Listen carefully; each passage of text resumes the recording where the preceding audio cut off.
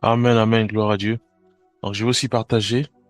Mon thème, ça va être simplement d'où tires-tu ta force?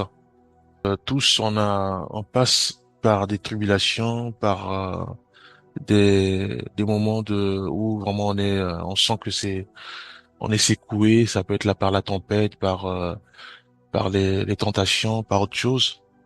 Voilà. Et Dieu nous pose la question en disant, d'où tires-tu ta force? Donc, il y a des fois, on a des soucis où il y a des fois même on peut baisser les bras et parfois on se dit voilà est-ce que Dieu il est où? Parfois je prie, on prie, nous prions mais rien ne se passe. Et il y a des fois on se dit voilà mais qu'est-ce qui se passe? Pourquoi j'ai sans cesse euh, cette tempête ou cette tribulation, sachant que je prie, sachant que je crois au Seigneur, pourquoi voilà rien ne change? Donc Dieu nous dit d'où tires-tu ta force? Alors pour cela, nous allons prendre Philippiens 4, verset 13. Je vais lire. Je puis tout par celui qui me fortifie. Donc le Seigneur veut absolument que quand nous sommes coincés, ou nous faisons des choses, rien ne marche, ou nous posons des actions, mais ça tourne euh, à la catastrophe, Dieu veut absolument que nous puissions nous appuyer que sur lui, en disant, je puis tout par celui qui me fortifie. Donc, nous croyons que il est en nous, nous croyons qu'il marche avec nous, nous croyons que tout ce que je fais, il le voit. Donc, j'ai la certitude, j'ai la ferme assurance qu'il est en moi, qu'il est avec moi, qu'il marche avec moi, malgré les tempêtes, malgré malgré que les choses ne marchent plus, mais je sais qu'il est là. C'est pour ça que je dois m'appuyer sur lui, sur sa présence, qu'il est avec moi. Il est toujours avec moi. Et aussi, le Seigneur nous appelle à manifester une foi ferme. Voilà, pour déjà, pour s'appuyer sur Jésus en disant que voyez, il est avec nous, nous devons avoir la foi. Voyez-vous? Croire qu'il est en moi, croire qu'il est là, croire que il va se lever pour régler tous ces problèmes, toutes ces problèmes ou ces tempêtes auxquelles je traverse. Prenons Ésaïe 40, versets 29 à 31. Il donne de la force à celui qui est fatigué et il augmente la vigueur de celui qui tombe en défaillance. Ceux qui se confient en l'Éternel renouvellent leur force. Voyez-vous? Donc, j'ai lu quelque part où il est écrit que ma force ou ma puissance s'accomplisse dans la faiblesse. Voyez-vous? C'est suite à la prière de Paul. Donc, juste pour dire quoi? Juste pour dire que c'est quand nous sommes faibles. C'est là où il dit, il donne de la force à celui qui est fatigué. Voyez-vous? Donc, faut pas que le fait d'être à terre, faut pas que ça soit synonyme que Dieu m'a lâché, Dieu m'a abandonné, c'est fini pour moi, donc Dieu ne m'écoute pas. Non. Voyez-vous? Donc, faut pas que le fait que ce que je pose comme acte ou les refus que je reçois euh, de la part des administrations, de la part des banquiers et autres, faut pas que ça soit synonyme que je suis à terre. Non. Au contraire, nous devons nous appuyer sur Ésaïe 40, verset 29 à 31, qui dit, il donne de la force à celui qui est fatigué. Fatigué, ça symbolise beaucoup de choses, ça explique beaucoup de choses. Ça s'explique aussi que je suis à terre, je suis à bout, rien ne marche, je suis expulsé. C'est ça, fatigué, être à terre.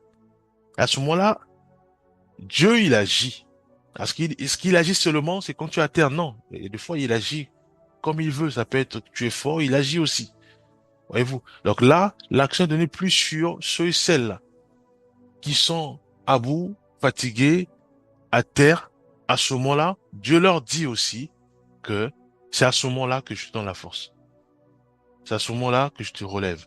C'est à ce moment-là que je règle tous tes problèmes. C'est à ce moment-là que j'éclate ma puissance dans ta vie pour que tu continues à croire en moi, donc à croire en Jésus-Christ. Il dit, il donne de la force à celui qui est fatigué et il augmente la vigueur de celui qui tombe en défaillance. Ceux qui se confient en l'Éternel renouvellent leur force. Voyez-vous? Donc il nous appelle à nous confier, donc à nous rabattre, à à croire uniquement en Jésus-Christ. Donc malgré euh, toutes ces tentations, malgré la pression, malgré les épreuves, malgré euh, toutes sortes d'attaques ou des vagues que nous recevons, Dieu nous demande de nous appuyer que sur lui et de tirer notre force en lui. Voyez-vous? Donc, que je reçoive des attaques, des flèches en quantité, je dois m'appuyer sur le Seigneur. Je suis à terre suite à ces attaques. Je dois continuer à m'appuyer que sur le Seigneur. Ma foi, elle doit pas s'altérer à cause des les flèches qui me poussent parfois à tomber. Non, je dois continuer à m'appuyer que sur le Seigneur. Pourquoi? Parce que c'est à ce moment-là que Dieu, euh, soit il me forme, et à ce moment-là, va me donner la force à me relever et à décimer toutes ces flèches. Voyez-vous? Donc, prenons aussi Hébreux 4, verset 12, où il est dit, car la parole de l'Éternel est vivante et efficace, plus tranchante qu'une épée quelconque à deux tranchants. Donc, d'où tires-tu ta force? Aussi dans la parole de Dieu. Nous devons rester calmes. Si je suis à terre, je tire la parole de Dieu, je commence à lire la parole de Dieu. Parce que je veux booster ma force. Je veux booster ma foi. Je veux booster ma vie spirituelle. Je veux booster euh, mon intimité avec le Seigneur. Donc, je prends la parole et je la médite. Puisque la Bible dit que ma parole est vivante et efficace, plus tranchante qu'une épée quelconque à deux tranches. La parole va commencer à me tailler. Peut-être c'était moi la cause. Elle va commencer à me tailler, à me forger, à me transformer. À ce moment-là, la puissance du Seigneur inonde ma vie et me relève. Voyez-vous? Ou me donne la victoire sur les attaques, sur la pression, sur les vagues que je reçois. Donc je dois aussi tirer, euh, m'appuyer sur la parole de Dieu. Voyez-vous? Donc il y a la force, il y a la foi en Jésus-Christ. Il y a la conscience que Dieu est avec moi. Donc c'est ça aussi, le fait d'augmenter ou de tirer euh, notre foi, de tirer donc la source de notre force, c'est de croire que Christ est avec nous, de croire que Christ marche avec nous, de croire que euh, malgré euh, la pression, il est là. Donc c'est d'où le thème, d'où tires-tu ta force? Voyez-vous? Et il y a la foi en Jésus-Christ. Voyez-vous? Donc je continue à croire en Jésus-Christ.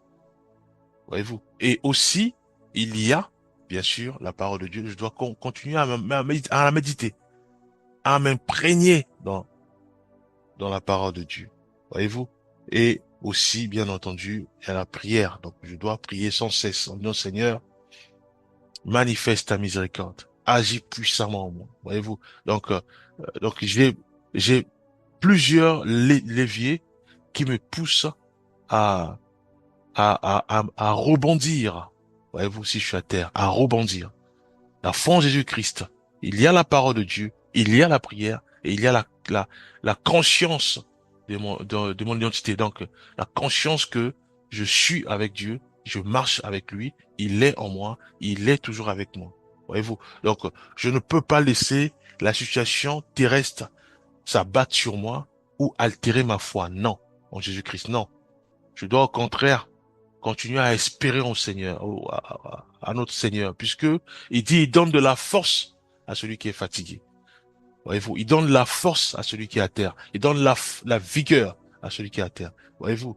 Donc, je dois prier. Bon, ça, on le connaît dans Matthieu 26, 41, où il est dit, veillez et priez afin que vous ne tombiez pas dans la tentation. L'esprit est bien disposé, mais la chair est faible. Voyez-vous? Et il y a aussi, pour certains qui entendent le Saint-Esprit, il y a aussi le Saint-Esprit à ne surtout pas négliger, puisque le Saint-Esprit parle. Il parle soit par les songes, il parle soit audiblement. C'est-à-dire quand nous réveillons, nous entendons cette voix audible, douce, qui parle. À ce moment-là, nous ne devons pas ignorer cette voix. Non. Même si cette voix, le contenu de cette voix-là va à l'encontre de mes désirs, va à l'encontre de mes projets, nous ne devons pas l'ignorer. Nous devons dire, Seigneur, j'entends ta voix. Maintenant, aide-moi à mettre en pratique cette voix. Parce que je lutte. Parce que ma chair, mon corps veut aller à l'encontre à cette voix. Puisque j'ai posé des actes. J'ai fait des choses. Mais la voix me dit de faire le contraire. Donc il y a une opposition. Aide-moi, fortifie-moi. Voyez-vous, le Saint-Esprit parle. Voyez-vous. Mais nous ne devons pas ignorer cette voix. Nous devons obéir au Saint-Esprit. Voyez-vous, prenons Acte 1, verset 8, où il est dit, mais vous recevez une puissance. Il dit, mais vous recevez une puissance. Le Saint-Esprit survenant sur vous. Donc, le Saint-Esprit inonde tous les chrétiens. Inonde toutes les chrétiennes. Voyez-vous, le Saint-Esprit parle. Il parle. Comment il parle? C'est soit une forte pensée montée en nous. À ce moment-là, nous devons prier. Parce que là, cette pensée-là peut aller à l'encontre à ce que nous avons mis en place. Nous devons prier maintenant. Seigneur, parle-moi. Donne-moi les stratégies. Donne-moi euh, la solution. Donne-moi, voilà, la solution à mon problème. Ou éclaire-moi davantage. Il parle. Donc nous devons nous appuyer aussi sur le Saint-Esprit. Parle-moi, oriente-moi. Il va parler. Il parle souvent. Donc notre force à nous, nous la tirons sur la voie du Saint-Esprit, sur l'orientation du Saint-Esprit. Prenons Néhémie 8, verset 10. Il est dit, ne vous affligez pas, car la joie de l'Éternel est votre force. Ne vous affligez pas. Donc nous devons demeurer dans la joie. Je fais quelque chose, ne marche pas. Je fais ceci, ne marche pas. Ou je peux faire, ça commence. Et après, bim, ça se bloque. Dieu nous appelle à de ne pas nous affliger. Il dit, ne vous affligez pas, car la joie de l'Éternel est votre force. Non, il dit maintenant à nous, la joie de l'Éternel est notre force. Et tout à l'heure, on a lu que Dieu donne de la force à ceux qui sont affligés. Et là, maintenant, il dit, la joie de l'Éternel est votre force. Donc, nous devons être en joie. Nous devons être joyeux. Sinon, je te bénis pour cette situation. Je te rends grâce. Maintenant, que mon cœur soit rempli d'allégresse, de la joie pour mon Seigneur. C'est à ce moment-là, Dieu dit, c'est la parole de Dieu qui s'accomplit toujours. Il dit, la joie de l'Éternel est votre force. Donc, nous devons réaliser que le Seigneur est notre Dieu. Il ne ment point, car la Bible déclare qu'il est 3 fois saint. Nous devons nous appuyer que sur le Seigneur, avoir la foi en Jésus-Christ, s'appuyer, nous devons méditer sa parole. Nous devons croire qu'il est avec nous, qu'il marche avec nous. Nous devons aussi croire à sa parole qui déclare que ma puissance s'accomplisse dans la faiblesse. Donc, nous devons pas être tristes, mais nous devons être joyeux. C'est ce que Dieu attend de nous, être joyeux, ne pas penser, ne pas remplir nos pensées par nos situations, par notre vague ou par notre tempête. Non, remplir nos pensées par la joie, remplir nos pensées par la parole de Dieu, c'est tout. Ecclésiaste 4, verset 9 à 10, il est dit, deux valent mieux qu'un, car s'il tombe, l'un relève son compagnon. C'est la parole de Dieu. Donc ce sont des conseils de bon sens. C'est la parole de Dieu. Donc nous devons simplement l'appliquer.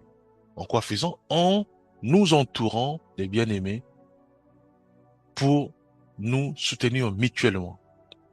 La Bible dit que exhortez-vous mutuellement Exhortez-vous mutuellement. Donc, c'est pour nous encourager. Dieu veut absolument que nous ne soyons pas seuls. C'est le diable qui écarte toujours un sujet après pour mieux le décimer. Or, Dieu nous appelle à nous rapprocher des frères et sœurs. Pourquoi? Parce qu'il dit deux valent mieux qu'un. Car s'il tombe, l'un relève son compagnon. Voyez-vous? Donc moi, je peux savoir que la sœur commence à chavirer ou le frère commence à chavirer. À ce moment-là, je crie vers le Seigneur par la prière pour que Dieu le secoue ou la secoue. C'est ça que Dieu veut absolument que nous soyons toujours, euh, nous formons toujours un peuple, nous soyons toujours avec les bien-aimés. Voyez-vous? Et enfin, nous allons prendre un dernier verset, donc c'est dans Josué 1, verset 9, où il est dit, ne t'ai-je pas donné cet ordre?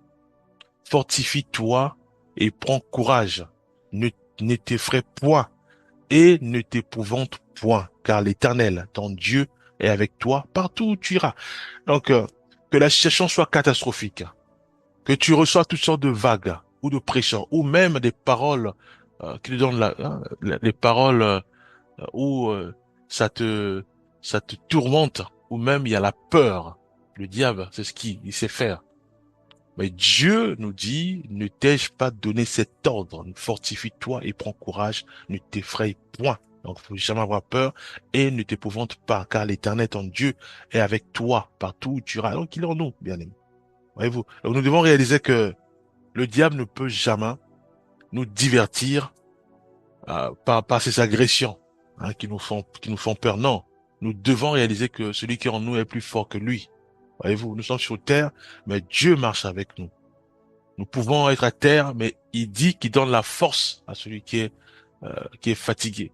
Et sa puissance s'accomplit toujours dans les faiblesses. Donc, que je sois debout ou à terre, il est là, il est avec moi, il me secoue, il me fortifie. Voyez-vous? Donc, le diable et ses agitations ou ses stratégies ou même ses, ses attaques ne pourront jamais m'ébranler ébranler ma foi en Jésus-Christ. Voyez-vous? Prenons un dernier verset.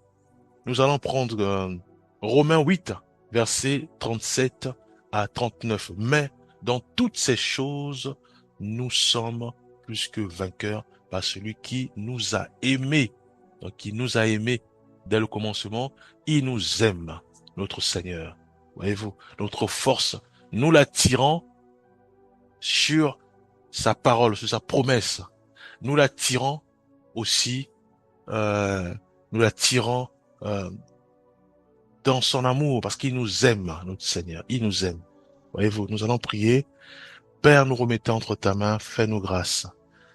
Fais-nous grâce de mettre en pratique ce que nous avons entendu. Aide-nous, Éternel des armées, à réaliser que notre force, c'est toi.